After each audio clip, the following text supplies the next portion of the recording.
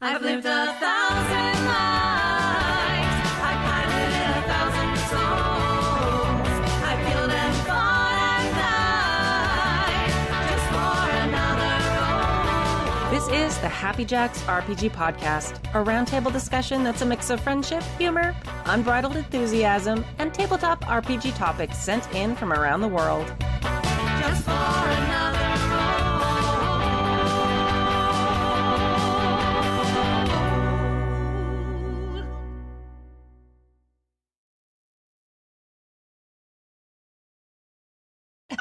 And welcome to season 37, episode 1 of the Happy Jacks RPG podcast. We've been here forever, friends. My name is Kimmy. I'm Clara. And I'm Riley. I was trying to be cool. I We're can't. cool. We're cool. In today's That's my favorite episode, cap. I'm never cool. Never cool.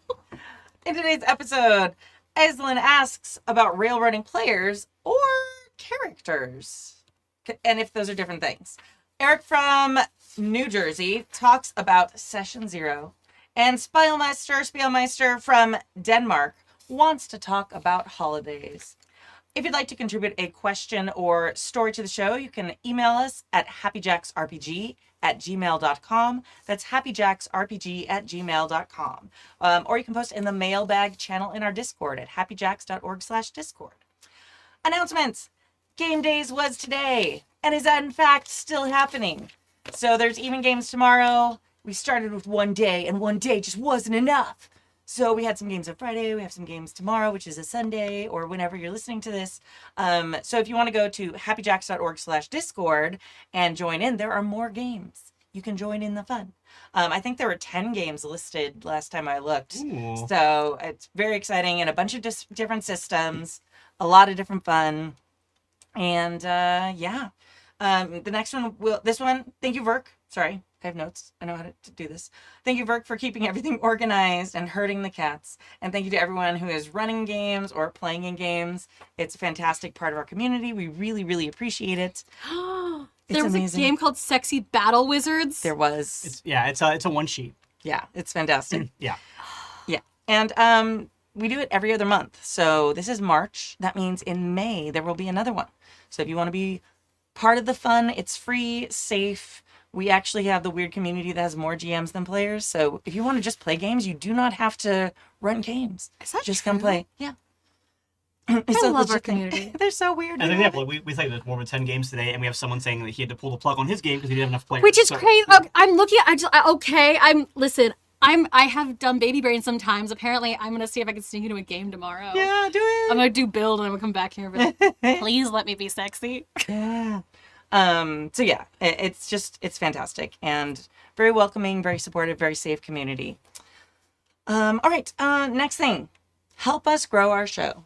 Apple, Spotify, and a bunch of other platforms have all changed their algorithms over the past few years, which is not great for the type of content we create. We create like long form.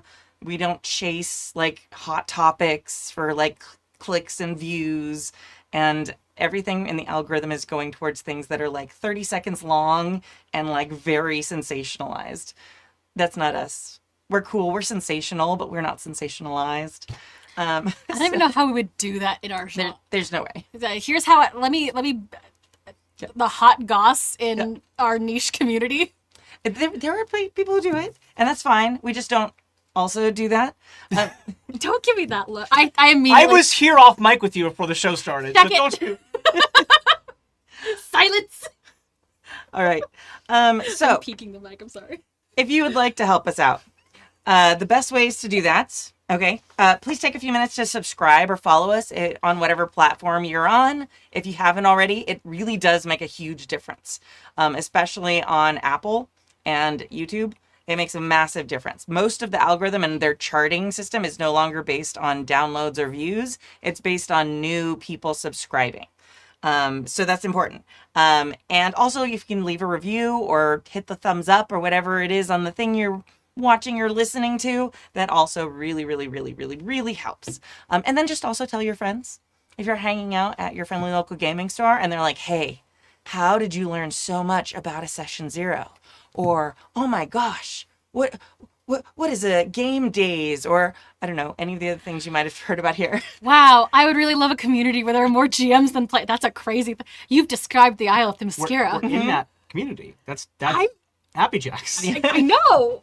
That's my Yeah. my Gee, brain where is- can I go every other month on a Saturday and just play games and not have to worry about it? and just be a player. Yeah. Crazy. So, I'm anyway. complaining like I don't play in a bunch of games right now. Right. But you can do all those things. We'd really, really appreciate it. Yeah. So help us grow the show, find new blood, as it were, and yeah, keep us going a little longer, friends. All right. We are not doing Indie Design of the Month for March because there's literally 2 days of March left, and that seemed a little unfair. So we will do Indie Design of the Month starting in April. And design of the month is Kimmy. Is me. Oh, wait. No. All right. Mailbag number 1. This one's very wee. Very Dibs. short. Okay. Unless do you want Never. I'm You called dibs and then immediately was like, oh, wait, do you want it? I'm feeling bad. Don't feel bad. Why start now? Yeah. Oh. There's so much sass in here tonight. I know. Verk's like, what's Decima? Oh, that's the R&D for your TTRPG. Yeah. It's great. Yeah. Happy Friday, Jack Crew. So we all know that railroading players is bad, capital B bad. What are your thoughts on railroading the characters? Monsters who use pack tactics to herd characters somewhere, even manipulators who trap them into a single bad choice. Aislinn? Oh, Aislinn. First of all, I formally and on record is disagreeing that railroading players is bad. I think there are levels of it that are bad. I think that it can be very bad in a bad context, but railroading is a natural part of running TTRPGs, and it will happen. And too much sandboxing is just as bad as too much railroading. It's my drum that I beat almost every time I'm on this show, but I will maintain that my position is that. I think that like if you ever run a pre-written game module, you've told the story in the module, you have railroaded your players. I'm sorry. I was gonna say, like, we all have to agree right now whether or not it's the before we have the next part of this discussion, is railroading bad? The answer, no. Yeah, which I've talked about it a lot on this show. I don't need to get too deep in my weeds for it, but I do think that like there is some degree of like telling the story that you're planning to tell and having to direct your players to that. Yes. I literally just got this morning got out of session because I'm taking I play a game on Saturday mornings. And I have to not do that for 10 weeks. So today was an episode, a game in which I knew I was going to die at the end, or not die, be taken out and be unable to play for 10 weeks. Is that not railroading when you walk into a session going, cool, time to die? Yeah. Like, what do you do? Is that bad? Is it not bad? And like, my experience, like I'm just going to say, like, my experience of it was interesting because afterwards we talked about, we're like, would that have felt worse or better if we had just like cut to commercial or like ended the game and then you and I had like a text RP about it later, or like told it as like as fiction. And the conversation, like, railroading is weird on its own because everyone talks about like a loss of player agency. In 10 Candles, is it a loss of player agency when you know everyone has to die? In a game like what I played, if you know you have to leave, where does that go? And like, I don't think any of it's bad. Like, I think that if you all come to the table and agree that you come to the table knowing what's knowing what's happening, I think it's just as fair to do the thing of like, I'm running a pre-written module. Eventually you gotta meet Strahd. Yeah. Like, I mean, I feel like it's possible to like just never. what if you've done instead opened a pie shop? Like, What if Strahd comes to the pie shop? Yeah. but then he's there. Yeah. Shit. Is that not railroading? Being like, no, I need you to meet this guy, so I'm making him come to wherever you are. And Yeah. have what you did. Like that's the thing. So but to answer the actual question that Aislinn had, because otherwise I will spend a long time ranting and raving about my feelings on railroading. Go ahead. Sorry, you had a thought. No, I had a thought. So there's a difference, and I think that actually what you just said, Riley, really like encapsulates it for me. I hate railroading where I'm being forced to go to a place. I hate it less when the place comes to me, if that makes sense. Like if like the GM is like taking absolutely everything out of the way, so you literally have one path And it's like you're in a maze, except, oh, you are in the one part of the maze that goes in a straight line and you have no options about turning back or turning other. Like that feels like kind of icky to me, except in like a one shot or like a con game where I know there's like, okay, there's going to be that. But I appreciate it when there's like the veil of a little bit more choice, even if like me as a fellow GM like knows. Sure. Like I see what you're doing. Yeah. But I like that it feels more natural in the narrative. I think that's really important Sure. because that it's like when you're. I'm gonna liken it to working with children because I always do. It always Well, is. it works great because I run games for children, and I did it for about 5 hours a day for the last 5 days straight. So, yeah. Oh, geez. Yeah. Yeah. We're doing. I just finished week 1 of 4 of spring break summer camps where I'm running D&D 5 days a week for kids, and that's why for me I'm like, no, I had to railroad some guys. Sometimes I have to railroad guys, otherwise they'll keep Well, me. Nothing that's happens. getting there, yeah. Sorry, Especially continue with with kids. kids. But yeah. So you have like the illusion of choice. Like at the beginning of the year, we did like the vote to name our pet fish in class.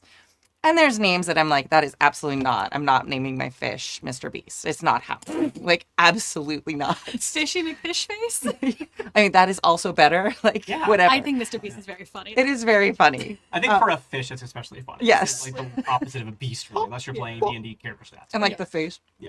But And the fish is like, hey, I'll give you fish food, or the next guy can have twice as much. yeah. So you like have like, okay, you write the names and then you just like, you do the things like, oh, okay, yeah, that doesn't look like that many people voted for that one. Okay, we're erasing that. Okay. So like they feel like they voted. Like this is like the most Sure. secure election they've ever voted in because they're 6 and they've never voted in anything before or whatever. I love this. Yeah. And so they feel at the end, they're like, oh, yes, Mario was the perfect name for our fish. And our weird geeky teacher who likes Nintendo games had absolutely no finger on the scale on this at all. But it also was a really good name they came up with because he was blue and red. love that. But so good. And you can play Yeah. undersea music all the time. All the time, yeah.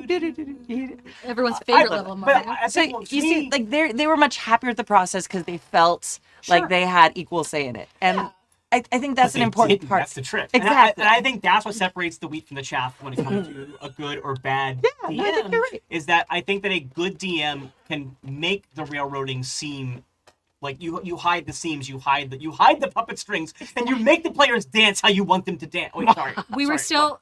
for a very brief moment, I did think you were still referring to children when you talked about separating the weak from the chaff. I was like, the weak ones don't get it. The real ones know they've been No, I railroaded. tell you right now, I haven't run D&D. The weak ones will take over the room, and they're the ones you have to be afraid of. They're Yeah. the ones, that's. I think like part of knowing how to run D&D, especially for kids or people who are newer or people who you know are going to be chaotic, is knowing like, okay, there's a lot of reasons this won't go the way I want it to go. How do I get it back to the path that I want it to go on? Mm-hmm. But like, I know plenty of people who think that is railroading. They're like, if you Oh, yeah. if you're always gonna run the same stuff no matter what they do, they go, that's railroading. And I'm like, well, the trick is to make it feel like it was their choice, and like it's it's like the trolley problem. You're gonna kill someone one way or the other. Just which lever do you want to pull? Yeah. It's still the same trolley. Yeah. Okay, so the question here, I think these examples are two very different ones. I think monsters who pack tactics to herd the characters somewhere versus manipulators who trap them into a single bad choice. That does feel kind of like the difference between what we were talking about, because monsters herding people into a certain space, that to me feels totally fine. Like that is like, okay, That's tactics. it's tactics. Like I had a really great one time. I had a ship battle with D&D, and I purposefully like went through ahead of time and I plotted out where all the pirates were on the ships. And 100% it's because when I had them fighting the previous pirate battle, they all just like stood on their ship and did area of effect spells on the deck of this ship, and it was like not a fun fight to run. So it was, Yeah. okay, you throw your thing at them, you throw your thing at them, and like eventually they wiped everybody out. So instead, like I had them, the pirates were hiding when they went on the ship, so they had to go over to the ship. They had to go downstairs into narrow corridors where using fireball might hurt you as much as them. And I also I'm then unfamiliar with that, but okay. I had a druid hiding on the top of the ship, so somebody was in the forecastle of the ship, and then I had a druid that was hiding who was casting Call Lightning, and so now anybody who goes back out on the deck of the ship is being herded by the lightning bolts. So it was a really fun, complicated encounter because my monsters were herding them where they want to go. Yeah. I think having evil manipulators who trap them into a single bad choice especially depending on how you play that, can really feel like you've taken agency away from the characters entirely. And that I think is different than having a monster like directing traffic and directing people into like a kill box versus having someone where like your character cannot make a choice different than what's being made. So this is where I beg to differ, because I think that there is a lot of fun in making players make rough choices. I am playing TTRPGs to try on big emotions, I guess. And which is why I bring up the game I had today, because I knew I was leaving, and it was we had set up an obvious trap. What do you do when you see an obvious trap in a game? And I actually lost a lot of fun, in my opinion, because I knew I was being railroaded, and but that wasn't the thing that made me upset, that I lost fun in. It was that because I was playing still, I had agency still, I was still trying to get out of it. And I wasted a lot of my time and energy. Instead of doing the fun role play aspect, I was trying to outthink the GM. Sometimes if you, I think it comes at it, are you coming at the game from a narrative perspective, or are you coming at the game from a gameplay perspective? Because I think what people worry about when they're losing agency, big quotes, when they're losing agency in games because of railroading, is that they want to see if they can interact with the story in a way that's going to solve the problem. And sometimes a narrative beat needs to happen. If you do not accept the call to action, then what the fuck are you doing here? And that's the agreement we make at the table. But I wouldn't say making the call to action is a single bad choice. Like I thought, No, this for is what sure. I'm not saying tough choices are bad. Like that's Yeah. what you said, which is very different than what I'm reading here. That is true. This says they're trapped into making a single choice, so they don't have another option. They can only choose the bad thing. And I think that in this case, you can make it where a bad thing has to happen, but you can give the players choices in how it's going to happen. Anyway, the best example I can think of is the Critical Role, the Calamity storyline did, where Abria was doing a lot of things really true to her character of what her character was trying to study and things like that. And Brennan took what she was doing and let that be the catalyst for what was happening. And that wasn't what he'd written into the plot. It was just he knew this calamity had to happen. Yeah. He knew that she was doing this thing. So he changed it a little bit in the story. They talked about it a lot during the after show about it, where the thing that she was doing for her character's experiment ended up being the thing that then set off this chain of events and stuff like that. So that's not a character being no, you have lost your ability to make a choice. You have to do the thing I want you to do. It was he managed to take the thing she was doing and make it organically feel what was it caused the cat. That's the kind of thing I'm thinking of. Yeah, the single bad choice is hard for me to internalize, understand, I guess, because there's always choices in a situation, and so it becomes the question of what is that thing? How do you get to a point where this is the only answer, and the only thing I can come up with is either it has to happen, and that's railroading, I guess, or accepting a narrative beat, which is also which I think is better for a game. Yeah. Or wow, you're a really, really mean GM who's really trolley problemed this in a really horrible way. And even in the trolley problem, the answer 3 is you walk, the unspoken third answer in the trolley problem is to walk away, which actually is choosing the not moving the thing. Don't worry about it. Yeah. But you know what I mean? It's interesting to see. I don't know what a single bad choice looks like in the end. But I think of a good example is I have been in situations where I felt here's a good one where it was a big argument about it afterwards. In my Doctor Who game at one point when I was playing as the Doctor, we had this thing where there were these artifacts that were they used the setting of the fire at Universal Studios that happened in the 80s or 90s, and it was we were trying to save these objects from being burned, and then it turned out that at the end it was because we saved those turns out those objects weren't ones that were burned in the fire, and we just stole them. And so as a result there was the master was haha, because you stole this item, now a prop maker had to leave to come get this item, and then she was in a car accident and she died. So she died, it's your fault. And I was okay, what would have happened if we had let them burn? Level mentality. Well, I was what would have happened if we had let them burn? And this was in a chat afterwards, and the DM was oh, well, if they had burned, then we would have said that it was supposed to burn, and when you let it burn, that happened, and that caused the prop master to drive. And I'm so nothing we could have done in this story could have prevented the prop master from dying. So it's there was no actual choice there. Yeah. And maybe the DM just shouldn't have told us that was the case and like could have revealed it to us. It's like a tragedy because it's like if you're gonna make this thing where the whole time we're in this quest and we're being manipulated by the master, then you need to maybe like put a way for us to figure that out in the story or not, because like even in that case, like I kind of figured out I was being manipulated halfway through and tried to push back on that, and even that didn't solve the problem. So it felt like no matter what that's where like I saw the seams of the railroad and the seams of like the bad choice was like there was nothing you can do as a character to make this go differently. Yeah, I think that's actually that, as you say, I'm like thinking about that more. It's like I don't like being railroaded into a bad choice when I don't have all of the evidence to make the choice. Yeah. If my option, if my trolley problem, at least with the trolley problem, I can see the trolley in front of me. If it's like we did everything right, this off-screen thing happens and there was no way to interact with it, that's where it makes me mad. Yes. Yeah, it's like he was always like the prop master was always going to die. Very frustrating. Did I know the prop master beforehand? Like it's one of the if you didn't know, just this like, random innocent person dies because that thing I did and I had no way to stop it and nothing I could do. I was like, well, then I didn't. It's like such a weird. It was such a weird thing. I've never been maybe more mad at someone who's a game I otherwise liked. And I literally was like, if you ever do that to me again, I'm not gonna play your game anymore. Because that feels so gross. Yeah. Like, there's a little bit of a difference, like, going back to your Strahd example. Like, if Strahd comes into your bakery, that's changed the situation. Yeah. Like, yes, you still meet Strahd, but the environment, the resources at your disposal, you're not in his castle, you're in your bakery. Like it changes You're the your entire... pies, like your meat pies. Maybe you can bribe him. Who knows? Yeah.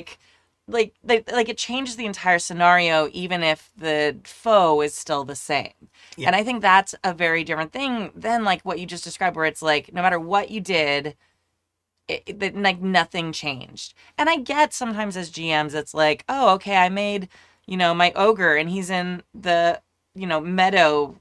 Oh, they went the other way on the street. Okay, well the ogre's attacking over here now. It's like those things that are a little less consequential to the story. Yeah. Or that if you're holding a mystery game, if they have a big clue, like that's a little different. But again, not being in the meadow, being along the road where, who knows, it changed the scenario enough that it did give your players some agency. Their choice changed the story. And I think that's a big difference. Even if it doesn't sound like a big difference. You still met the ogre on the, it's like, yeah, but there was just a little bit different. I don't know. Yeah. I think I do think what is described here as monsters use pack tactics or like we talked about traps, and then evil manipulators. Again, I feel like a single bad choice is a really rough concept in general. I think it is give everyone all of the information if you want them to feel a way about it. Otherwise, the answer is they're going to feel bad. Yeah. Yeah, I do think I'm not a huge fan of clocks usually. They sort of annoy me. But this is the one... always waking you up and shit. Stupid also clocks. that. But for Powered by the Apocalypse games, we got a note, by the way. We shouldn't just say PBTA all the time because some people don't know what that is. That's fair. So we had someone who was very kind and very understanding and very enthusiastic write in like, hey, I'm new to listening to you. I didn't know you said PBTA. I thought it was something else, and then I didn't know what PBTA was. So Powered by the friend of Apocalypse mine. Yeah. That's okay. That's great. I appreciate feedback. We love feedback. We appreciate it. It makes us better. So we're learning from our friends. Yeah. So in Powered by the Apocalypse games and games kind of that, Blades in the Dark also has clocks. You basically start filling it out and everyone at the table can see it. So even if they don't know what it is that you're counting down to, they know that things are happening off screen, basically. Yeah. And I love that transparency there because it a lot of times as a GM, you're like, oh, yeah, this is happening in the background. But if you don't communicate that in some way to the players, it can feel a little railroady or gotcha-y. Mm-hmm. When you're like, no, it makes perfect sense. This has been happening in the background this whole time. They're like, oh, okay. But like the minute you start telling them like, hey, something else is happening now, or filling out a clock as like a countdown or whatever, like I think that's a really great way of communicating that and making sure your players are aware of other stuff happening.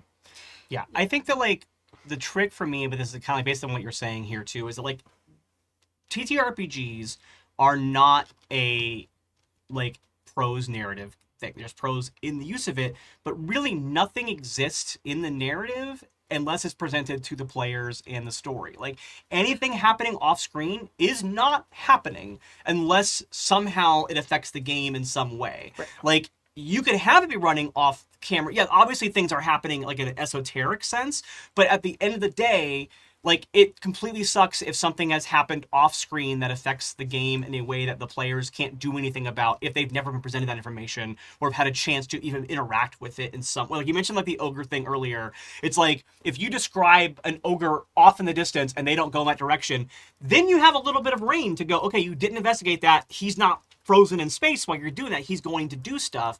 But if you're like, oh yeah, there was an ogre on the other side of town, you never saw him, but he killed your dad. Like, it's like, like, no, you can't just do that. Like, it's like... No, you've said a thing beautifully that I love, which is the, like, I have this problem when it comes to, like, lying in games as well.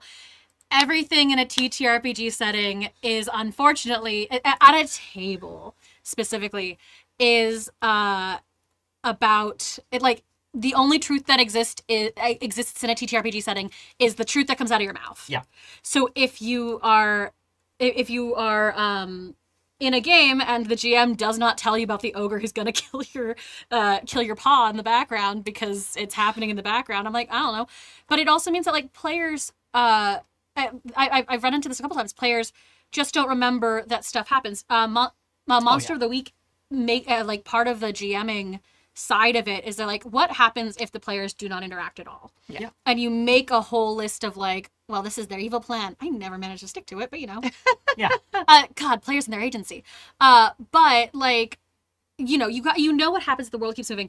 I know for certain, in a way, like, I would put real money on the fact that, like, my players almost never remember that the world moves outside of them. Yeah. Because I spend a lot of time at my LARP coming up with citizen mods for players who are just like, what do you mean innocent bystanders don't like when we destroy their homes? Like I don't know what to tell you. So there's, like, a level of, like, you shouldn't agree on the world and the amount of movement there. But, the villain's going to keep going. It's interesting about this topic of, like, the manipulators who trap into a single bad choice, because I would say that even outside of TTRPGs, this is a trope in, like, fiction that often bugs me, is the villain in a story that can never be defeated because they always outsmart the heroes, but not because, like, it's organic, but, like, I hate to say it because I know people really, really love it, but, I'm blanking out his name. God, the Star Wars Blue, the blue captain, the Imperial. I know someone in the chat's gonna yell. From Admiral. From Dawn's books, Yeah. Admiral Thrawn. Admiral Thrawn. Yeah. Thank you. Oh my God. There's a certain point where I'm like, Admiral Thrawn can't know every single thing the rebels are doing. I'm sorry, he just can't. Like, and there's like they do it pretty well with him because he's cold and calculating. It's like the way some people write Moriarty, where Moriarty can never be outsmarted by Holmes because, like, it just, like, he, like, whatever he, it's like, yeah, because the person writing the script is the person writing that villain, and so the person's writing like, I knew what my plan, I knew what my hero was gonna do, so I can have the villain react to that. But it's like there's certain villains, I can't think of an example off the top of my head, but there's, like, a couple of things where I've watched it where there's some shows I've burned out on after a season or two because I'm like, I'm sick of constantly watching the good guys lose despite doing everything right. And, like, I understand, like, that's a reality of the world, but from a narrative point of view, it can be so unsatisfying at times because it's like, no, this person did not have this plan, and it didn't have this plan until the heroes did what they did, and then you retconned it to being what their plan was, and that's why it fucks me. Like, if you see it, like foreshadowing to it, where then you can kind of, like, I'm not saying, like, completely, like, spoil it, but if you can, like, foreshadow it where it's like, okay, it makes a little bit of sense, like, you can go, oh, I can see, if I watch it again, now I can see where these seeds were coming in, great. But if it's completely out of blue and, like, there's no reason for it to have happened that way, it drives me crazy. It also it engenders a really weird thing when you respond to players that way, and it, like, I'm gonna talk out of my ass. I feel like it creates an us versus them when it comes to the players and the GM. And again, is it adversarial or is it, like... Yeah. We're telling a story together. I'm not telling a story against you. Yeah, it's that. It's so, like, if you're... Which is why I'm like, please step up to a narrative beat. Don't consider it railroading. But, like, you did mention Saw earlier, and I think, like, the Saw stories are a good example of, like, a manipulator, like, you have no... Like, you've been given this terrible choice. You have to do this terrible thing or this terrible thing. What are you going to do? And, like, as long as you as a GM are also still willing to listen to the players if they offer something completely out of left field that's not impossible. So you can be like, you know what? I never thought of that, but I will let you do that. Yeah. Excuse me. Like you should always listen to whatever weird thing your players want to do if it's possible. But like that's a good example of like a manipulator who could trap somebody who is narratively satisfying. Yeah, I feel like also like the traditional, the one we always use is like there's one way to get through the door in the dungeon. Oh my fucking god. Yeah, like Wait, sorry, you can get through doors and I can't get through doors in real life. and it's like no, you can't use magic fire of any type on it. No smashing it. It doesn't work. It's like there's the one right answer. Yeah. I try to never actually make traps have an actual solution that like is the only way it can be done because I want the players to think of something and when it sounds fun I go like I had one like yesterday where there was a statue that there's a floor plate, it makes a fire thing, and on the statue there's a fire rune that they have to like remove to take it off. But the kids were like, no, I'm gonna keep whacking the statue as hard as I can until it breaks. And after a while I was like, yeah, that works, because like that's what you're having fun doing. I'm not gonna be like, no, you have to search the statue so you find the rune. Like, no, it's like, yeah, you broke the statue. You broke the thing that was shooting fire at you. It no longer shoots fire at you. What are you going to do? Yeah. Yeah. Yeah, I'm a big fan of the Star Trek. Oh my god, what system did we run when we did Second Star? Anyway, there's a Star Trek system has it's 2d20. Star Trek Adventures. Thank you. Star Trek Adventures one, yeah. has the hypothesis system where the three you come up with 3 hypotheses of how you're going to get out of a problem. Don't look at me. It's fine. Keep going. You're great. It's crazy I come on the show. I love how much we talked about this much. Tech. Yeah, hold on. I saw Riley and Kimmy look at their phone at their watches. It's fine. Anyway, no, hang on. We're checking scores for a soccer game. We're not bored about time. Yeah. We both got a notification that halftime started. We both looked down and thought our team scored. That's all that happened. I love you guys. But yeah, you come up with 3 hypothesi. I don't know the multiple. Football, for those of you not in America. I apologize. And then That and was then, what I was yeah. laughing. It's like, is it octopus? Is it octopi? I Is it really shot the mood. hypothesi? Octopath Traveler. Yeah. So all of that to say, then the GM picks one of the hypotheses that they like. I figured it out, and then they move, and then they decide that's the one. So when they test it, the players can test the hypothesis in any order, but the GM gets to pick the one that worked. Sometimes they fail, and I just steal that for everything. I use it for everything now because it's so much fun, and then I do less work, and I don't like doing work as a GM. Somebody in the chat said that they make dungeons where every door is unlocked, and that's like a way of like making the players more paranoid. It's very One of fun. my favorite moves is to tell them something is not a mimic. There is no mimic, but I like to go, oh, make a check. That one's not a mimic. And then the whole time they're like, wait, what's it? That one? You can't do that. You can't do that to me. We'll never get through the dungeon. I will check everything. Yep. I'm very good at what I do, and by that I mean paranoid. Oh, amazing. All right. Mailbag number 2. I'll take this one. Okay. It's a long one, and I talked a lot, so I feel like it's my penance. Okay. All right. Dear Kimmy and the rest of the Happy Jacks crew. That's us. Hello from the fabled land of Prep, New Jersey. I am starting a new campaign, and unlike past ones where I have played with mostly my fellow LARPers, where we have a sort of shorthand for things like our own safety tools and we use and knowing what we are playing or adjusting accordingly, this group is different. It's a mix of old friends and people who know me by reputation who want to have an in-person game with me. Now, Feels like you're attacking me personally. Now, Kimmy's not. Eric from New Jersey is. Now, when I first started playing, I didn't even know a Session 0 could exist. Everyone showed up with their characters, though there was some conversation when hanging out to make sure all the bases were covered and belonged to us. That was for me. And we started playing. I know we started doing Session 0s after hearing about them at a con, but they were not called Session 0. I think we just called it a pre-game session. Heck, it wasn't until Happy Jacks that I ever heard the term Session 0 to codify what it was called. Represent. This Session 0 will be new then, so I plan on to do the following, but feel free to suggest otherwise or even rearrange what I plan to do. So this is called CATS. Concept, aim, tone, and safety. Love the cat system. I love I do love the CAT this. system, but I like that they started with safety so they're not even following it now. Stack. As part of safety, I am going to have everyone write down anonymously their lines and veils on index cards and hand them in. I have already started them thinking on this, giving them my example veil of torture. Do it if you want, but I sure as hell am not describing it, and if someone makes it a line, that's fine with me. I am also going to explain the various uses of the X card and a periodic check-in policy.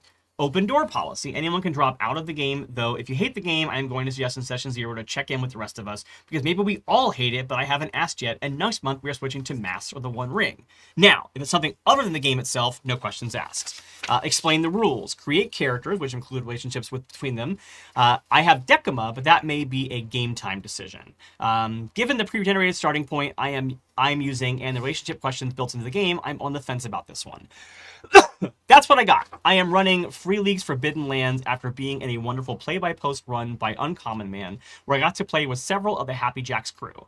No one at the table has played Forbidden Lands before, and I have never GM'd it, but it is Free League, so that makes my heart happy. I am also curious, for the Discord mostly, those of you who have played Forbidden Lands, I don't know any of the hosts who have, not even Free League lovers, Kadave, how would you describe the concept and aim of that particular game?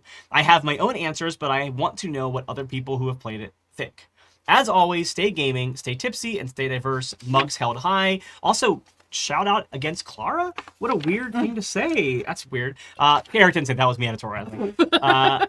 Eric from New Jersey. P.S. In the age of electronic writing, why even put postscript? Question mark, question mark, question mark. Why? And then 5 more question marks. Also an attack on me. Because we old. Because I forget what I was going to say and I want to go back and edit my post. And What if you read it it's already? fun to make the person reading the letter have to keep reading new PSs. Yes. Mhm. Tradition. Tradition! Tradition. Thank you. Thank you. Reading my mind. You got 2 juice over here. Yeah. Correct. All right. So just for people who may not know, what we're talking about, cats is a thing that was brought. I can talk by P.R. O'Leary, and it's basically something these are things you talk about with your group ahead of playing a game. You talk about the concepts, like pitch. Hey, at a high level, what is this game about? Oh, you're going to be monster hunters, fighting stuff at night like Buffy the Vampire Slayer, or hey, you're going to be, space explorers, looking for new life and not fighting stuff so much, like whatever it is. And aim, like what do you want the players to accomplish? Which sometimes when you're talking about concept, I always bleed these together during talking, but it's good to make sure you hit all 4 of them. So it's like, okay, aim, you are trying to look for new civilizations in space. You're going to be this. Or you're going to be trying to kill monsters that are eating, innocent civilians in Sunnydale or whatever it is. Tone is more like, what the rating of it would be. If, is it going to be silly? Is it going to be like deadly and bloody? Is it going to be like CW type monster fighting or like rated R horror movie type monster fighting, like just to kind of explaining that. And then safety. So like what safety tools are, and that's where you really introduce like, okay, are we using something like lines and veils, where people list what they don't want in the game and what they're okay with but don't want to spend a lot of time on, what they want to see in the game. Hopefully a lot of lines and veils have that too. So that's really what the cat system is about. Plus also everybody who writes articles about it usually includes super cute pictures of cats. So also even better. They're not pictures of cats. Are there pictures of cats that are not super cute? Well, yeah. Okay, that's accurate. I'll tell you after game. Oh. After class. What are we doing right now? After the show. Yeah, the show. If We're there are hanging pictures out. of cats that aren't super cute, I don't want to see them. I would not show you this Okay. picture. I don't think I want to know about it. It sounds like Yeah. it'd be triggering for me. So Okay. Yeah. Nah, he's fine. Yeah. He's just very silly looking. But no, I actually hadn't heard the cats system as described like that, and I love when we can like shorten up things and like just do this instead. I'm a teacher. I love acronyms so much. I love cats. Yeah. So. Literally every industry has their own acronyms, and I'm starting to think it's a little bit of a cult situation. It is. But yes.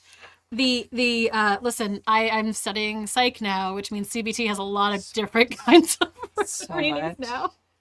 now. But I love a safety tool. Yeah. I love a safety tool. I love a safety tool that encourages me looking at very cute animals. I love a safety tool session 0 situation that also involves let's talk about tone, aim, and concept in that part as well, because I think that it's something we sort of overlook Mm-hmm. in a lot of session 0, which is like, hey, I want this game to feel epic. I have started including no one should do this. No one should do this. Oh no. I have started including in my character background pitches and stuff a section called further reading. No one should do this, where I add like reading and references, videos, YouTube videos or whatever that I find relevant to the pitch I want to bring in. Night's Black Agents, Dracula Dossier does this by like they talk about the kinds of spy movies there are and like show you, and like if you want to do this flavor, because if you say spy, you could be playing Jason Bourne, you could be playing Tinker Tailor Soldier. So like being able to get on top of that before you start building your characters, I think is super important. So if you're playing like Get Smart, like just such a game of what spy absolutely. movies, yeah. So if you're going to pitch a game, consider a further reading, consider a further viewing. Like maybe it's not homework, maybe it is. Yeah. I don't think you should do that as a player. Don't do it as a player. I'm bad, actually. I think whenever you want to do extra, I think it's great. I do think that this is a great order for things. I think it's really important to talk about your concept, your aim, your tone. Like, what do you want out of this game before you start asking about safety tools? If you are wanting to run like a dark horror game, like there's no point in getting lines and veils from someone who's like, oh, I don't want to play that game. Or you get the dreaded moment where you're like, oh, okay, you're planning on running something that has vampires in it, and then someone on their lines and veils, because you didn't communicate that to them, puts like, oh, I don't like blood stuff. And then that's like, oh, okay, well, so you have to redo everything or say, hey, you can't play this game. So starting off with cats is a fantastic thing in life and also in gaming. And then from there, going to your safety tools, I think is absolutely perfect. That's where once everyone kind of knows what's going to happen in your game, you can do lines and veils then and get like information from specific people. And then you can also then move on to like saying, okay, we're going to use an open door policy, an X card, or whatever other safety tools. Make sure you explain those. A lot of times people have different ideas of how different safety tools are used and the rules for them. And like anything in like our kind of like play culture, tables customize how things are used. So make sure you tell everyone, even if they're gamers who've been using it for a long time. Oh my gosh, sorry. Mini horror story. I had a friend who was at a table doing their safety discussion, and the person read out the GM read out the safety, like the lines and veils, red, yellow, green, or whatever, and then directly asked players, like, whose reds or whatever, why.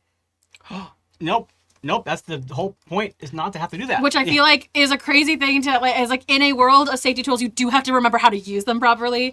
And like that, it was a wild thing to hear. And I was like,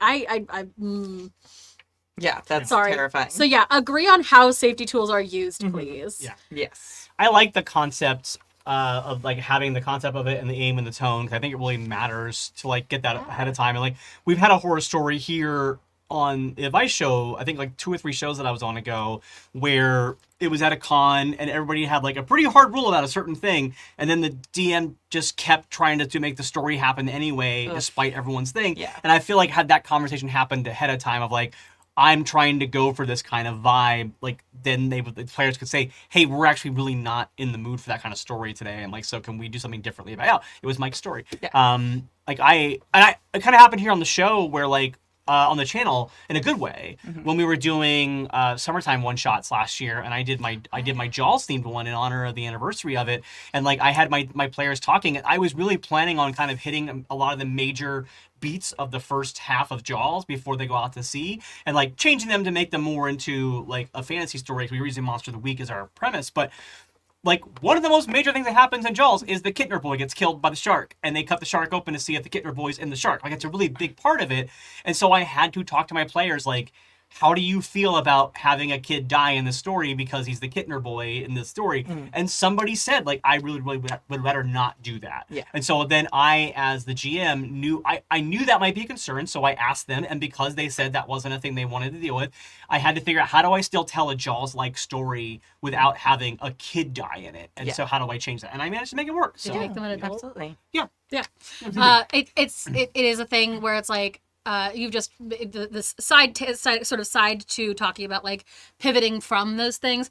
If you're going to walk up to the line, even if you've cleared it with one of your players who's going to engage with it, clear it with the rest of the players. It's come up for me a couple times because I play a lot of horror. where like I have a line and someone's like, well, if you're not in the scene, does it count? Or like if it's not, like if I know that the cat is actually a boggart. I don't know what word I'm looking for. Mimic. Can they still attack the cat if you have animal as your like line? And it's like, well, if the players know, then it's fine. If 3 of the players know and 1 player does, like if 3 of the players don't know and 1 of them does, it's bad. Actually, it makes me sad. Yeah, and that also depends on how you play it too, because like if you know that it's like a mimic or like a changeling or something, and you attack it, and then like there's a magical response to it, great. But if you know that it's not a cat, but you continue to describe a cat suffering, it's like, well, I'm still having a shitty time right now. Yes. Like, you know, it's like I'm still getting my trigger, you know. Yeah. That's one of the things, like bragging for just a minute. I love on our Lines and Veils document, and I took it from, because I kind of stole the best things, just like teaching. I stole the best things I saw from a bunch of different Lines and Veils Like documents. psychology. Yeah, exactly. So like there's a gradient of lines and veils. So it's like one of the choices is I'm fine with this happening as long as it's not happening with my character. Yeah. And like I'm okay as long as I'm not in the scene when this happens. Or I'm okay with this being in backstories only, but not happening during the game. Or, you know, no, I don't want anything about this at all in our story at all. And then there's also like I'm actually interested in this. So there's also the opposite too, which I think is really cool. And I love Lines and Veils documents. It takes a little longer to fill out, and some people think it's like too extra, but I love it. As a GM, like there have been times where I saw stuff that I'd never thought about including in my game, and someone clicked like interested. And I'm like, and I always use it as the example, but when I was running One Ring, of course, Sam marked ghosts. And I was like, that was not going to be the thing that like immediately jumped to my brain with, you know, Middle-earth, Lord of the Rings. But there are a lot of ghost stuff in it. It's just that's not like top of the mind for the lore for most people. And it ended up being some of the best scenes of the game. Like talking to these long gone people who knew the history so well. It was amazing. Yeah, that's awesome. Yeah, I also think it's really important to do, even if you think everyone understands the tone you're going for with the game. Because, and again, using my One Ring as an example, Lord of the Rings, people know what Lord of the Rings is, high fantasy, but that can mean a lot of things to other people. And I told my group, I'm like, I want something like whimsical. I want the feel of the journey, the fellowship between the people. I want it to seem like cozy exploration with some terrifying moments, and just like feeling the age of the world. And that's a very different One Ring game than some people would run. They're like, okay, we're going to fight all these orcs. We're going to, you know, free the Shire and all these things. It's like a very different story. So clarifying, not just like, oh, okay, we all know Lord of the Rings. Okay, yeah. Same thing with Star Trek. Like, are you playing Next Generation? Are you playing Lower Decks? Like, these are Playing DS9. Yeah, oh my gosh. Are you playing Starfleet Academy? Yeah. Which is the CW show that is so just like amazing and what I needed in my life right now. I was surprised just how much I love that show. It's- I went in thinking I wasn't going to like it, and gosh, did it win me over, and it was charming as fuck. Yeah, Anyway. it's charming. I don't know if it's good, but I really enjoy It's watching got it. moments that are very good, Yes. and other moments that I'm also not sure about. But I I know- loved it. Yes. I know as much about Star Trek at this point as I think I know about Star Wars, and the answer is not at all. Yeah. That's It's not true. mostly about like hot teenagers having feelings for each other. Oh, okay, I can The watch third that. episode's like main arc plot is about a prank war between the Starfleet Academy and the War College. No shit, I And it's love like- this, And it's like actually. it's a very multi-layered prank war that also involves like an intense sports drama. Like it's like a laser tag. It's amazing. This may, Sorry. Yeah, no, this is why DS9 speaks to me, is it's about the people in the tin can, not the tin can. Yeah, it's a very pretty tin can. Yeah. Like the showrunners and everybody did a beautiful job designing everything. It's very cool, and it is basically like a high school drama. With also lots of Holly Hunter being Holly Hunter all over every surface she can. Everything. And I mean that literally. She like climbs on. It's And, like, the best. lays, Anyway, like, with no so shoes. what you were saying about like tone and interest and stuff like that is really interesting to me, because like I mentioned things earlier, like I have a lot of like lines usually about animal abuse and child abuse and stuff like that. And most shows that I'm on typically throw a line on Smartly So about like transphobia or homophobia and racism and stuff like that. But like, especially in private games that are not going to be streamed to an audience that may or may not be affected in some way or another, in a way that like you can't control as performers, I I sometimes do like to play in games that actively push my triggers and push me to be uncomfortable. Yeah. And like, but I have to trust my DM or GM. I have to trust the other players at the table to all take that seriously. And the transphobia one especially is very interesting sometimes because like I've run into problems where like I will want to play a game in a system or setting where my character has dealt with transphobia and has overcome it or has to overcome it, or and sometimes I want to do that in a way that is like cathartic to me. Yeah. And like the same way that like I really loved watching The Handmaid's Tale for the same reason a lot of people hated it, because for me it felt like visceral and cathartic to be able to like watch this like extremist version of like not even that extremist of what was going on, but being able to like see a character overcoming certain things or whatever. Yeah. Like there was some visceral stuff there, and like sometimes with gaming I want that too, but like that's why those safety talks are so important, because you have to make sure that everyone's on the same page with that. Because I've been at tables where like I've written a character who has experienced transphobia as a past so that it informs the story. Yeah. But then I'll be told, no, we don't allow transphobia in this story. And then suddenly it's like, so I can't even have my backstory for my character based on that. And like that really runs into like a lot of like, well, who is wrong or who is right in this scenario? Mm-hmm. Is the person who has the blanket rule about no transphobia, like do they get to trump? And so that is like why I think those conversations really matter, because you have to get into the nitty gritty of like how like, I'm not saying it's okay to go, why do you have this thing? No, for But I think sure. as You a have to table, litigate talk it about a it. Like, little. are you allowed to have it in a character's past? Are you allowed to not have it? And like, you know, because I will always come back to when we did Hexbreakers here and how very different that game would have been if it had not been run by Emily. Yeah. You know, like if you had like, you know, like a straight guy, like a cis guy trying to run that game, I probably wouldn't have been comfortable playing it with the themes and the stuff we went into. But because of who the author of that story was and how we came to the narrative collectively, I think that I was willing to go past a lot of things that I normally would have as lines and veils, and would 100% have lines and veils of me if I was doing it at a con game. Yeah. Like I will never ever forget again the con game where I sat down to play Thirsty Sword Lesbians, and the very, very first thing that happened in the game was someone dead named my character. Oof. And it was just like, and like the DM even said it like, she dead names you, and I'm like, even that alone, like the whole table was like, well, we're all crashed right now because that's wow, that just happened. Yeah. Wow. It when we did, I had a rule of thumb when I was on Queen's Court, because again they did a lot of horror, where I was like, if you're my rule of thumb when it comes to any of my lines, and I will tell you if there's something else, I will always speak up otherwise, is I don't want to feel like anyone's getting off on it. Like, Yes. If you're getting really into the detail about torture, at a certain point, I'm like, actually, you're enjoying this too much. I'm getting worried. Yeah. Like, whether or not it's actually like true, or I'm being silly about it, I don't care. You did the beat, move on. But Or even like trauma porn where like somebody like is like Yeah. not this torture, but someone's being like, oh, I like that I get to tell this story where I know how things should go and people are good and how they should really behave. I remember like, finish your thought and I'll come back yeah, to mine. Sorry. no, because it kind of feeds into this is like, well, that's thing the third, which is like, you should, I think, be allowed to use the narrative format of TTRPGs to experience that catharsis, to experience that your GM is not your therapist, and no one at the table is your therapist, and you do need to talk to your therapist, or get one if this goes beyond anything of just like, ooh, that felt really good to watch this, because like that's why we watch horror, it's why we go on thrill rides.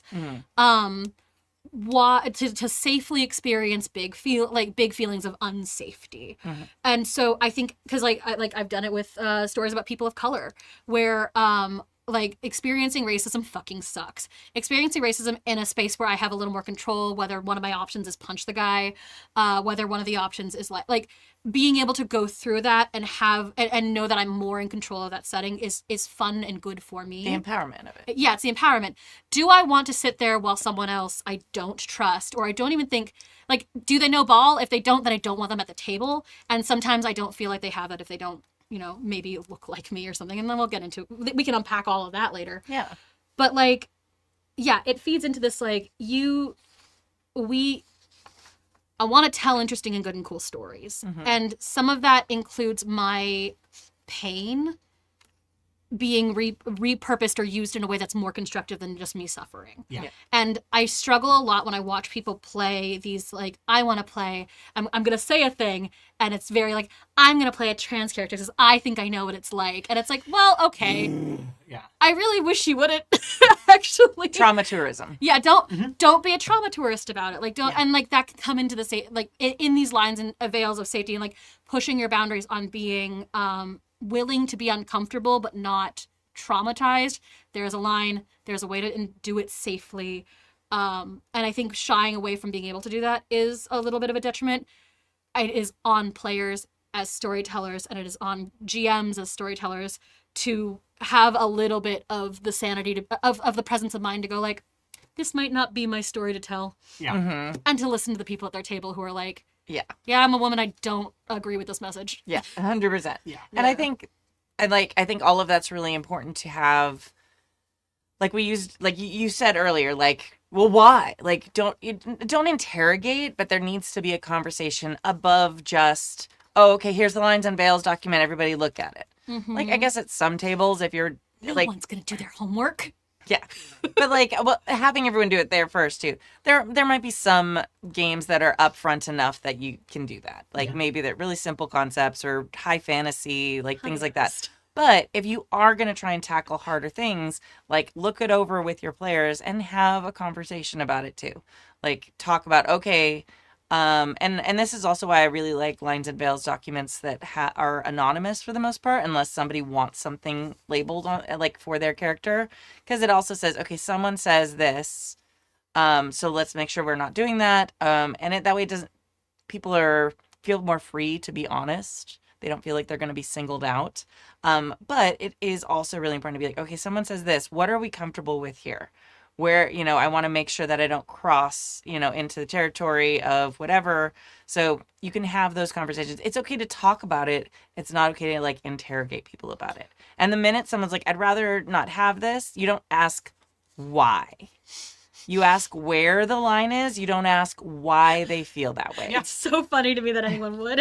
I know it happens. People surprise you every day by crawling under the bar, but like it happens actually. I found it happens the most with people who are really good friends. That is also, yeah, I can see that. Because they're like, why? Like they don't. Oh, that's new. And they may not know a thing about you because that happens with everybody. And most of the time, it's not like malicious in any way. And it's like, I don't ask why. Yeah. If you are at a bar later hanging out and one-on-one with your best friend and you're feeling like it, then they, maybe later, but not at the table, not with a bunch of people around. Like, that's not the time. Yeah. I kind of feel like if you have to ask, then the person hasn't wanted you to know. Exactly. Like, I feel like, I feel like you should assume that unless they tell you it, they don't want to talk to you about it. That's like, a good point. That's true. Yeah. As someone who has a weird line, like I am aware that I have a weird line because I have a weird phobia. I don't know where it comes from either, man. Like that, if you ask me why, Yeah. If I want to volunteer the information at why I have I'm not afraid. I'm not afraid to talk, and I do it a lot. If I have a reason that I want to volunteer why I have a line, I'll do it. Like I'll say like I have a line because of this exact reason. Like for example, last year I put a line down at my X card down at my table at my D&D camp for burning stuff down because there had been a bunch of LA wildfires and some of the kids at our table had their houses burned down. Yeah. So I was like, let's just go ahead and say that no one can use this as a game thing right now because maybe we don't want to upset somebody who is going through the worst thing in their life right now and we don't want them to have to deal with it in their game too. Oh my gosh, yeah. The movie, one of the last things I add into my safety conversations is sometimes things change and you don't know until you find it. Yeah. I have days where I know generally what I put up on my lines and veils. I know what hangs out on my yellows or whatever if we're doing a red, yellow, green system. Every once in a while, something surprises me. And I remember later, it's like, oh yeah, I watched a scary thing. Or like, I'm having a bad day and my regular coping mechanisms don't work that day. Sometimes you have a huge situation that is citywide or, Southern California wide. And it turns out I thought I wasn't as okay with it as I thought I was going to be. My ex roommate had a seizure last summer. We weren't even that close, but it was a scary thing that happened and we found out about it. And then randomly, of all things, the next day in game, one of my players decided to have his character pretend to have a seizure to distract guards. There's no way that player could have known what happened the previous day with my roommate, but it was a moment where I had to go, hey, I never expected to happen. But here's an example of X cards in motion. Yeah. Yes. I'm going to X card that because I don't want to talk about a seizure right now. Yeah. Like, yeah. Yeah. And we here at Happy Jacks have have joked, kind of talked about it before, which is like, I think we try to be the phrase. I'm going to use the phrase liberal with the X card because we use it for things like tone, or we try to use it for things like. I try to tone be and other leftist things. with the X card personally. Oh, I'm so sorry. I try to be progressive with my X card. I try- I'm Enthusiastic about our I know, X-card. I'm kidding. Yeah. I yes.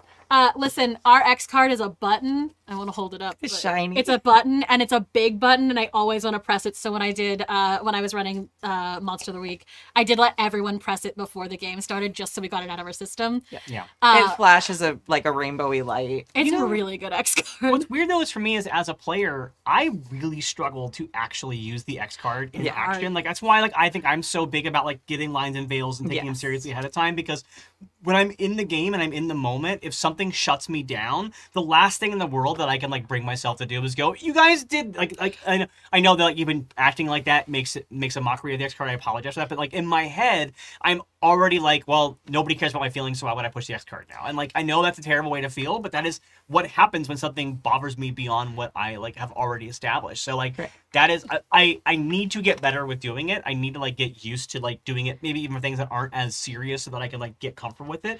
But it is something that even though I've been playing TTRPGs for like my entire life at this point, I still really struggle in the moment as a player. As a DM, easy to do it because I'm in charge of the table. I have to do it. I like, hey guys, we're X carding this. But Yeah. as a player, I really struggle to break from that and do it. I have the Yeah. same problem. Like it is a like it, well, and I some of it is I think some of it is just being raised in a culture where I'm expected to be a little more accommodating.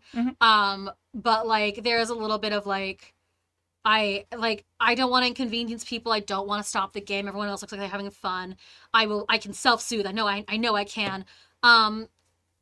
You're actually, these people are your friends. You probably should just use the X card. Like, and we'll get over it. I will say Well, one thing that and- helped me feel a little better about it is I forget his last name, but Tom, who used to be at Saving Throw, who's like works at Evil Hat now. He did a great time when we were on a game, and like there was kind of a joke that kind of just had gone and run its course and it kind of run out of its steam. And he goes, "Hey, we're going to put the X card. Like that joke is done." And that was a good example of like, no one's offended by this. We're just kind of going, "Hey guys, we're going to go ahead and end that." And that was a good way of being like, see, the X card can just be something light like that. It does not have to be a problem. I think it's also really important for tables to look at other options. There are Yes. alternatives to the X card.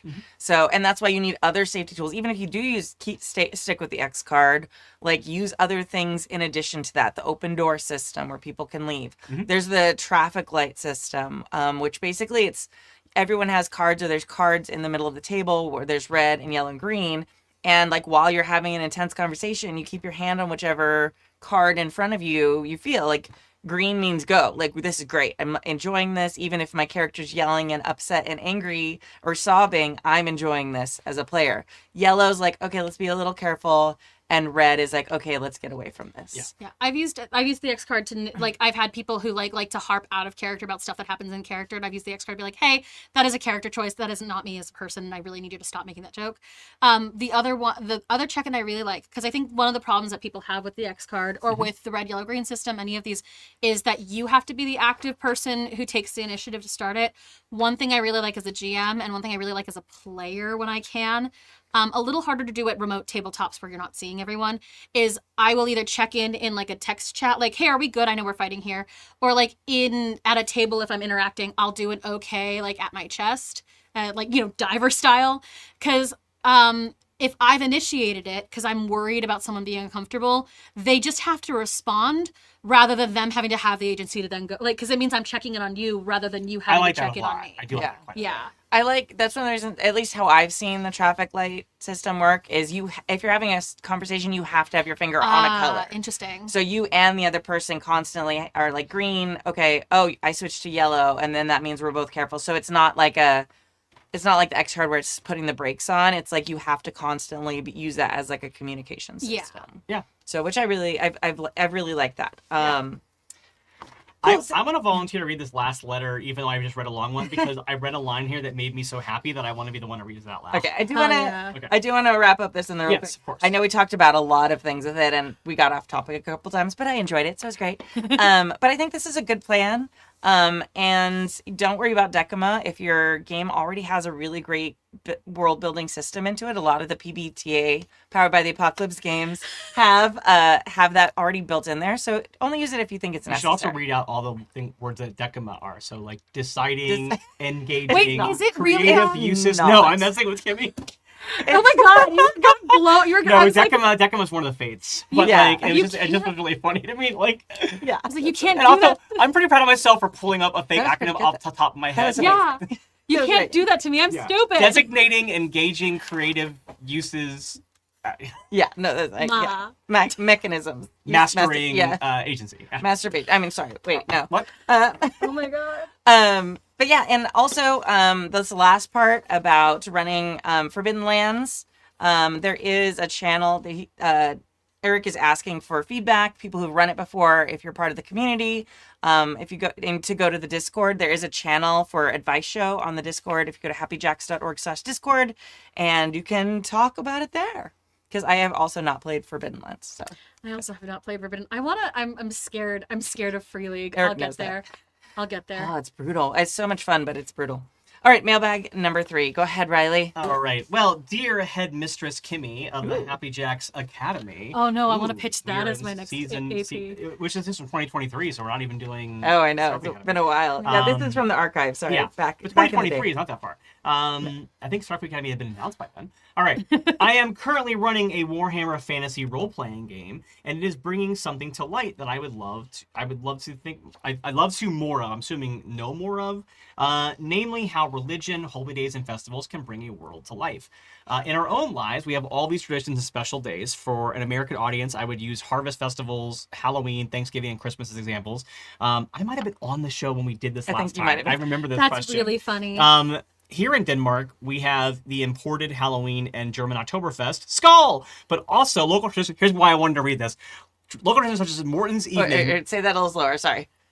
Also, local traditions such as Morton's Evening, where it is in tradition to eat duck in order to get revenge on the geese that betrayed Saint Martin, so he couldn't escape from being made bishop, or so the story goes. I love that so much. I want to know more about this story now. The geese that betrayed Saint Martin. Hold on, I had to write a note on here to talk about when we're done with this letter. Okay. Geese are evil. All right. They're yeah. really But I just love the idea. Also, they eat a duck. Why did the duck catch strays in this scenario? Crazy. The geese are responsible. Have a fine fat goose, the finest in the shop, the one as big as me, sir. All right. The Warhammer world is renowned for its lore, and that includes a lot of traditions and holy days. Just the last couple of sessions, these days have played a role in our campaign. There was the time a few sessions ago when the group's dwarf pressed the whole party to march at the double, paying absolutely no heed to the risk of getting damaging fatigue and exhaustion. All in order to reach the next town in time for the yearly first quaff day, where the first kegs of the year's beer is tapped. You know what? Represent. Such a day should not be spent in the wilderness. Skål! Currently, the group is on a mission to save the world, more or less, but no matter the hurry, they have decided that in the next session we play, they will find the time to stay overnight in some town in order to partake in the empire-wide celebration of Sigmar's Day, thus celebrating the Empire's first emperor, now patron saint / god. It's both a great party, Skål, but also a good time to visit the temple and get some blessings, and of course eat an enormous Sigmar sausage in order to get good fortunes in the coming years. I don't know if it's euphemism, but that's fine. And yes, they are on a deadline since they have to stop some maniac druid from unleashing some untold horror on the world, yada, yada, yada. A ritual that the players know will happen on another holy day, the upcoming Gihimstag, where the world's two moons both are in full and chaotic magic is flowing into the world. So my question to the host, do you include traditions and holy days in your game worlds in order to make the feel more alive and real? Or do you have examples when you as players have experienced such days in games? Best regards, Spillmeister Thomas from Denmark. P.S. Skål. P.P.S. Best wishes for all, both hosts and listeners, in the coming time of, what's this, holidays and New Year's? I will say the equinox. And, The yeah, equinox. Yeah, and in the time of and what is the, oh gosh, what is the, I don't know. I remember what the it's a star. pagan- It's thank you, a thank you. Ostara today. Thank you so much. I'm avoiding an Ostara party right now. I think I did too, actually. Listen, truly, I love religion in games. I do too. I'm I really love into religion it. in games. I think one of the last times I've been on this show threatening John Wick had to do with religion in games. Oh man. Take a breath. Yeah. You got this. So excited. I'm so excited. Oh, okay. Do yourself a horrible favor if you're GMing and building a world. And think just one day as you're walking through life, take note of every single time you say, geez, oh my God, good morning, goodbye. And any other phrases that you can think of that are derived from the word God or invoke any sort of God. And suddenly you realize how... Would this be on a Monday or a Tuesday Right. or a Wednesday or a Thursday? Yeah. Because those days are all gods. That's why I'm saying Yeah. Thank you. All of this to say, like, the minute you start realizing how much people's religion have, like, gotten into our culture, you start... Like, I start getting really excited about, like, when I'm world building and, like, how religions... There's a part of Decima where they talk about there's a feast or a festival. Like, what is this special festival? Oh, it's very fun. It's a very fun world building thing because you realize how much it's in us. Yeah. I did, my little note was, like, eating things that invoke the people that are the things that you... I am a Jew. We eat hat cookies. The Hamantaschen. Yeah. It's just because you got stumbled on it. I thought you were going to eat hats. I was like, I don't think We that's just something eat hats. we do. I've never done that. You heard it here first. I'll eat my hat if that's true. But yeah, the like, it's oh man, holidays are so fun. Religions are so fun because you can make up weird things like the sausage. You can like, oh yeah. My new tradition on Brad. Passover is on Purim is we eat Cheetos. Oh, I like that. Yeah. Okay. I do like how Purim, like modern day Purim, is also we just wear Halloween costumes. It's part of it. But It's part yeah, of the we were pageant. always supposed to wear pageantry and costumes. But the fact that like literal like store bought Halloween, like Spider-Man is part of Purim now. I think Spider-Man it's is the part best of thing.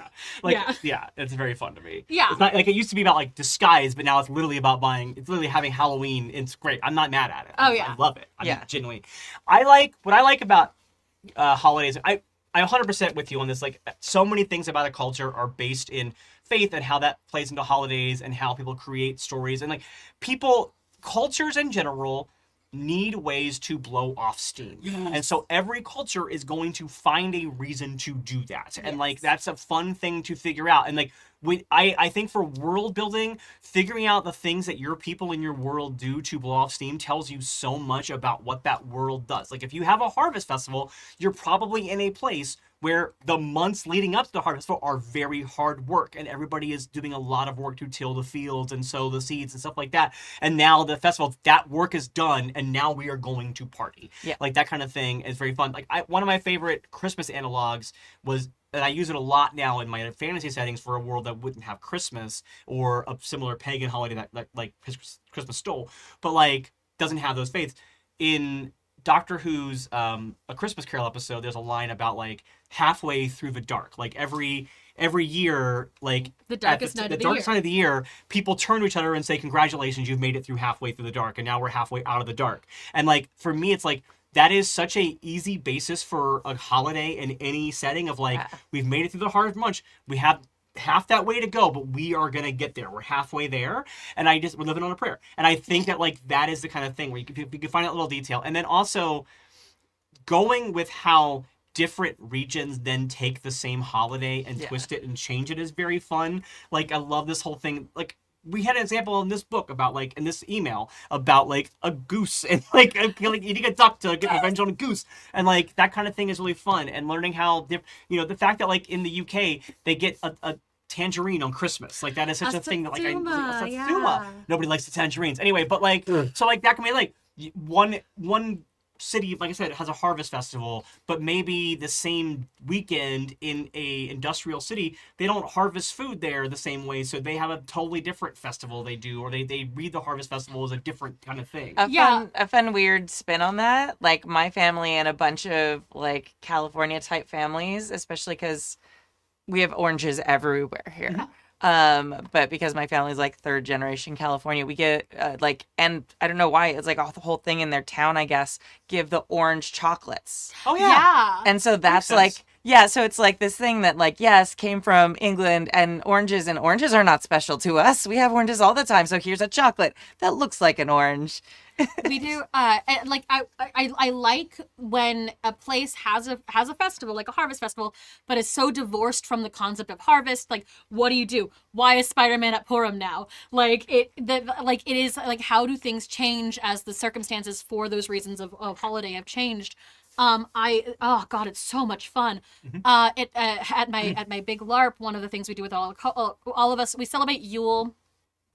Sure. But like, because we wanted a winter holiday, and in celebrating Yule, every culture has their own little traditions that they do for Yule.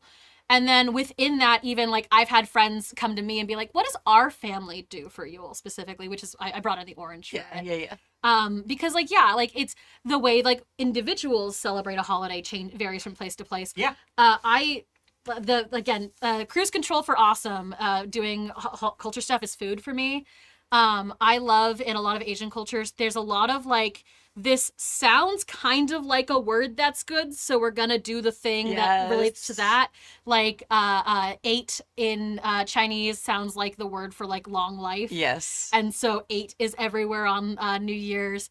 Or the like noodles that you're not allowed to break. I love those. Yeah, I love these little superstitions that show up, and they're almost always food. Like the dumplings that look like money bags. Yeah. So yeah, that's like, it's such a wealth of fun things to do in games when you lean into the fact that like, we are not all work. Yeah. And I like the way that like cultures who are not the primary like celebrators of a particular holiday will also build traditions around that holiday. Like the joke that pops in my head immediately is Jews eating Chinese food on Christmas Day. Yeah. And it's like, it's now, it's a holiday for both Jewish people and Chinese people who don't celebrate the Christian. Like, it's like people like, now we have this, our own holiday that is the same day. That's really fun. And like, I was thinking recently about how I typically don't travel for Thanksgiving because it is a nightmare of a week to travel and I hate doing it.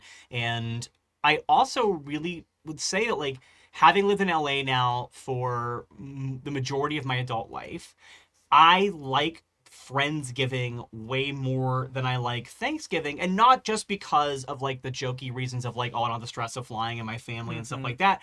For me, what I think is really fun, I almost always end up going to a different Friendsgiving than the one I went to the year before. It's never like the same people that host every single year, which is, you know, good and bad. But what I like about going to Friendsgivings is I like that instead of it being like one really stressed out mother who is making all the food for the whole extended family and yelling about it and that kind of thing, which is like the stereotype of American Thanksgiving, is that I like that with a Friendsgiving, everyone brings like a dish. Maybe one person might make the turkey and a couple of minor things like stuffing or whatever too, but most people bring a dish and everyone brings the dish how they grew up eating it or how they like to make it. And I don't know, there's something really special about me. There's something really fun about like, oh, this is how your family makes the ham, or your family does ham instead of turkey. Here's how you do it.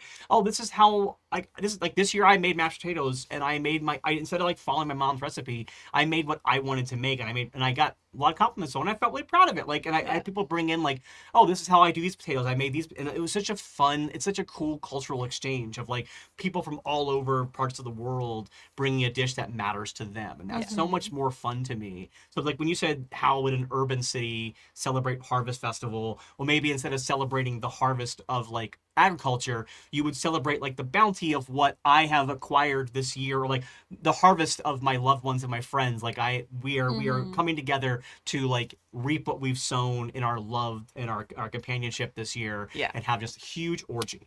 I literally, I don't want to. That's okay. I literally, for one of my mage games, I really enjoyed. I have the characters' parents who I had made them very Jewish coded, and then I was like, this is funnier.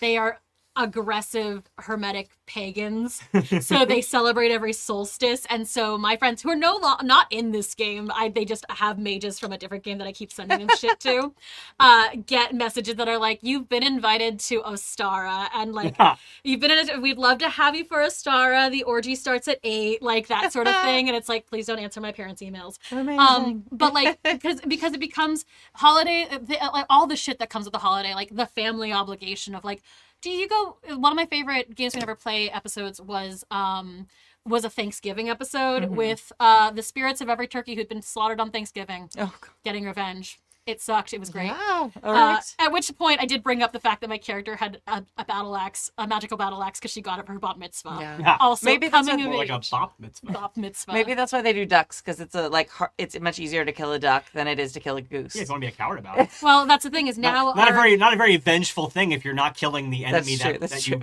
like. That's not very Klingon. That's all I'm saying. your family goes out and hunts a goose every year, Yeah. and it is a mighty battle. All right, we do need to Yeah. kind of, but I do want to bring up before we do anything else. There are a lot of holidays, the ones that I tend to like the most, that aren't religious based in games. Sure, True, of course. yeah. I love when there's like a big momentous historical occasion, or this is like the 100th anniversary of our first king's coronation, Yes. or something, or a battle that, okay, now because this battle was so terrible, we now, we celebrate life on this day and things like that. I love that because that also can be something that your characters can help come up with. Yeah. Yes. They can help create traditions for different holidays, but a lot of systems have like religious stuff built into them already. Especially helps when you're playing games that have like a pantheon of because then you're like, well, not everybody's gonna follow the same god anyway. So like, why? It's better to think of a holiday that would have a more unifying connection across the culture. Yeah. I think that's a good way to think about it. That's why I was thinking like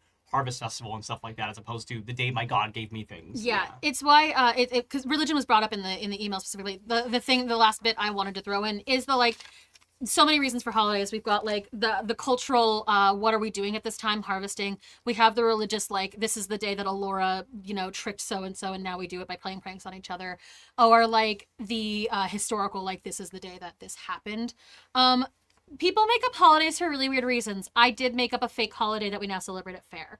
So like it turns out you can do pretty much whatever you want, and it's really funny to have Avatar Day, the day we did not boil the Avatar in oil. You know what I mean? Like make it like I love a really dumb holiday. And also have your players start holidays. Yes. Like 100%. Of that your was heroes, one of the especially. best things that came out of my One Ring campaign is like Fire Dwarf season. It's just like wild. And if you Is don't that know like what a that is, Burning Man? Because I had a D&D game where we had Fire Gnome, and it was basically a Burning Man desert, and it was some of the No, most that's fun weeks to good. play. yeah, there was actually like this like fire wolves coming around, and Dave the dwarf went from house to house warning people oh, you have to stay out of there, and he had candy rocks in his pocket. It was part of the things that his character just did already. So all these little hobbit children were getting all this candy from this dwarf who was shouting about fires going from house to house. So it ended up eventually becoming this Halloween type thing. Have I told you about the kid in my D&D game that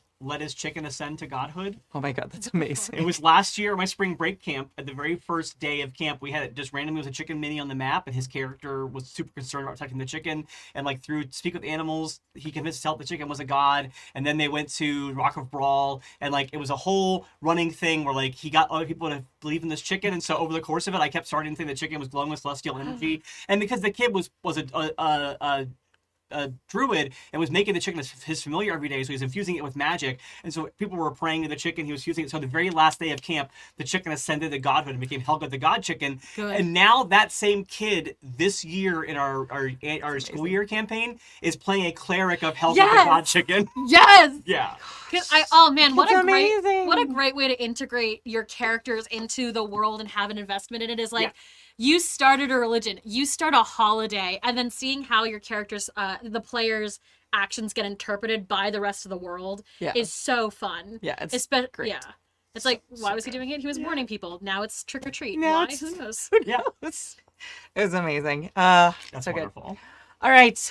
Thank you for joining us for season 37, episode 1 of the Happy Jacks RPG podcast. Please, thank you to our chat mod, James V, and to our amazing Patreons who keep us ad-free and independent. Wow, are we independent? We're so independent. Just this whole conversation has been amazing. If you'd like to support us, you can go to happyjacks.org/Patreon and support us for whatever amount you'd like. All the rewards are for everyone who supports us. I think it starts at $4 a month. So, and oh no, yeah, I don't know. Go look. It says on the thing. It goes on the page. Yes, and please send in emails or Discord messages. We are slightly lean on content at the moment. We would love to hear about your problems. Please share your problems. Tell us your problem. Yes. And It's fine. Everything's fine. Great. My name is Kimmy. You can find my games at goldenlassogames.com. I'm also like the manager / headmistress, evidently, of Happy Jacks. So here we are in season 37. You do good. It's exciting. Headmistress, yes. I like headmistress. Headmistress, yes, I am. Yes. All right, who are you?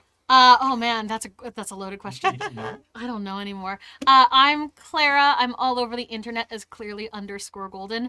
I am here, technically where I live, and then I am the outdoor cat over at Hallett Haven Studios, where I am currently in a Hunt of the Reckoning game, where I cannot emphasize enough. I have decided to play the messiest lesbian I could. I guess You're playing me in the game? I really.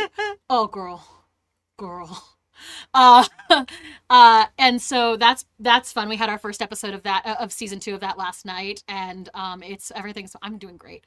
And then literally right now, when we finish this, you could actually raid Hallett Haven because our 7th Sea game, the one that I keep threatening John Wick over, is running right now. Opus de Requiem, where I play a Striga, and I'm starting to wonder if I'm the problem. Just in all of my games. So that's been fun. Yeah. Anyway, Riley, where they can I find don't know that for a fact. All right, anyway. Hey, everybody. I am Riley Silverman, and I mentioned this last time I was on the show, but on April 12th, my original pilot that I wrote with my friend Dan Peck is being read as a pilot reading as part of the Joy Who Lived Theater Festival here in Los Angeles, which is joywholive.com. But guess what? If you don't live in LA and you want to see the show, you can, because it's also going to be live streamed, and you can buy a live stream ticket. There is I think it's $10 for live stream. It might be $15. It's $10 or $15, but there is also a scalable pay what you can rate on that. The live stream will be starting at the time of the show on April 12th, but you will be able to watch it for up to 10, maybe even 2, I think up to 2 weeks after the show. So if you don't live in the American time zones and you want to watch it, you absolutely can. And what I can tell you, since last time I was on the show, and this happened right after the last time I was on the show, Terry Gamble is going to be on the show as one of the people reading the script. So because they were here when I was talking about it, and I was still trying to book the show then. And I was like, hey, Terry, why don't you do the show? And they said, why not? And so they're going to be on it. We also have voice actors from Delicious in Dungeon. They're going to be on it, Marin and Jesse. So I'm very excited about that. It's going to be a really fun little show. And yeah, it is called NPCs. It is a half-hour pilot that is essentially Lower Decks meets a TTRPG. It's basically it's a story about the townies in a small town in a fantasy adventure realm. That's amazing. So that is, thank you. I'm really excited about it. I think it's really fun. I had a lot of fun writing it last summer with my writing partner, and I'm really excited. It'll be the first time we're playing it for an audience. So if you are in LA and you can go to the show, I will say they are very good at this festival about mask safety. So you do have to wear masks in the theater, which is fine because it makes people feel safe and comfortable at the show. If you are not able to go and you want to watch it online, it is available. Go to the Joy Who Lived Festival's website and you can get tickets there. I think there's even like a bundle you can buy online for a lot of the shows. So check that out. There are some really cool. It's an entirely trans theater festival, and there are a lot of really good shows involved in it. So mine's really April 12th. cool. NPCs. Thank you. Woo. I'm gonna poke me closer to it. All right. Thank you all so much. We will be here again, 6 p.m. live next week on Saturday, Pacific Standard Time, or whatever we are right now. And and always online. And you can listen later or live or whatever. And if you like the show, help it grow, etc., etc. Like, subscribe. I'm so bad at this. Okay, bye. Goodbye. Bye. Goodbye. It's 3:30 and the chill is gone. It's the longest binge I've ever been on. Had so many pints, my mind's stupefied.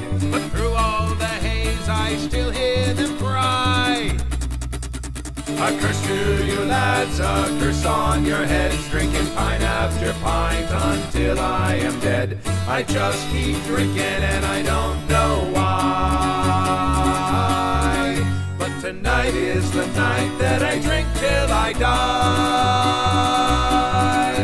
It's 4:45 and I'm still going strong. Is this the only place I truly belong? To make it all end, I the good Lord beseech, lying on the floor with my drink out of reach. A curse to you lads, a curse on your head, drinking pint after pint until I am dead. I just keep drinking and I don't know why. But tonight is the night that I drink till I die. 'Tis 6 in the morn, don't remember my name. I see all the faces, they all look the same. And the puke on the floor makes a terrible stink.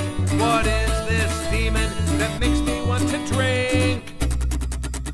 A curse to you lads, a curse on your head, drinking pint after pint until I am dead. I just keep drinking and I don't know why.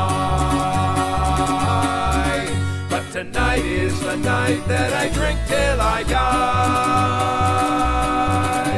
'Tis now nearly noon and the spinning has stopped. There'll be no more drink, to the floor I do drop. And there's old Nick sitting there at Hell's Gate.